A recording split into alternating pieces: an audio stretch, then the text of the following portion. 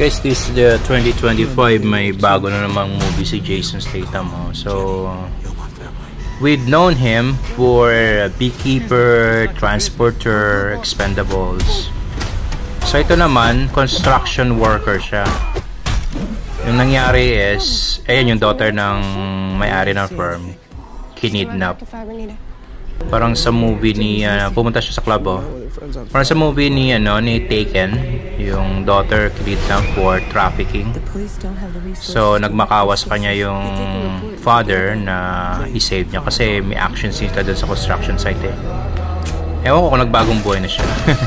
Ayan, lulupit talaga yung mga movie ni Statham So, yung mga action scene niya, diba? Sa, meron nga siya security guard siya, nagdadala siya ng mga cash van ngayon, construction worker naman siya. Last time, beekeeper. So, grabe mga kalaban niya. Super talaga. Super heavy. Heavy. Ito yung mga gusto nilang mag-assemble sila ng weapon sa mga bar ni na Sylvester Stallone, diba? Yung may blind siyang kaibigan. Gagawa sila ng mga weapon dyan. So, ano pa ba yung ayan, mga simpleng weapon para atakihin yung Big Boss. So panoorin nyo na lang guys.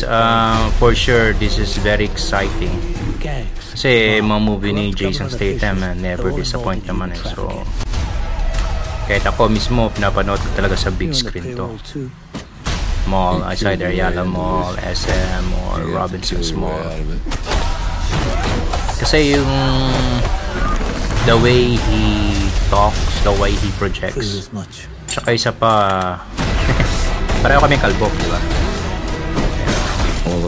Ang galing niya mga movie niya, mga box office talaga So, panoorin niyo na, Working Man. Parang siya rin yung, ito yung counterpart ng Taken na may Jason Statham's taste or fusion. Working Man 2025.